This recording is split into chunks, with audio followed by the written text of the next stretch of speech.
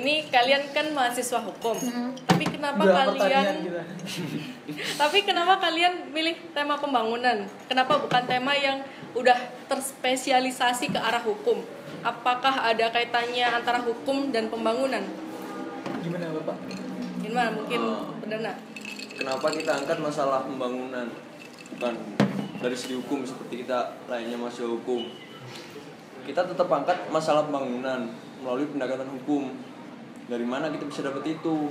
Dari undang-undang desa. Amanah undang-undang desa yang menyatakan bahwa pembangunan memang harus dilakukan di desa. Desa merupakan subjek pembangunan, di mana desa itu merupakan daerah otonom sendiri. Dia punya hak, punya wewenang buat membangun desanya seperti apa sesuai karakteristik dari desanya itu. Berangkat dari situ, ya kita rasa Ranupani perlu penyuluhan tentang pembangunan itu. Karena menurut aku Ranupani walaupun sudah terkenal seperti itu, dia terkenal karena TNBTS-nya. Dia terkomersialisasi tapi termarginalkan. Dia diperas habis-habisan tapi nggak ada timbal balik yang pas buat dia. Fasilitas umum, fasilitas pendidikan, kesehatan, bahkan jalan yang dilalui tiap harinya oleh pendaki yang sangat menjual itu dari Ranupani, jalur pendakian utama, tapi mereka nggak mendapat apa-apa dari itu. Maka kita angkat pembangunan, tapi lagi-lagi melalui pendekatan hukum. Oke. Dari yang mau lagi nih? Apa?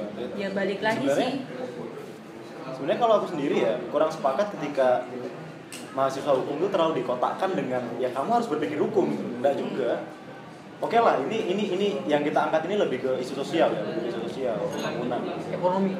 ya ke ekonomi lah, sosial dan ekonomi ya. Tapi perlu diingat juga hubungan antara sosial dengan hukum itu ya sangat erat gitu, bahkan inherent gitu. Dua mata uang yang bisa dipisahkan. Benar. Hukum itu ada karena masyarakat ya kan. Ya. Ubi societas, ibius, ya enggak? Okay. Jadi di mana ada masyarakat di situ ada hukum. Artinya hukum dan sosial ini yang saling berkaitan gitu. Ya. Inherent, hukum ini inherent di masyarakat. Jadi kenapa sebagai mahasiswa hukum, kenapa kita berpikir sosial juga? Ya karena itu tadi. Lagi pula yang kita sulukan ini, pendekatan kita seperti yang dibilang sama Perdana tadi, pendekatan kita adalah melalui pendekatan hukum. Karena judulnya aja penyuluhan hukum gitu loh, bukan penyuluhan sosial ya. Jadi ya jangan terlalu dikotakkan lah antara hukum dan sosial.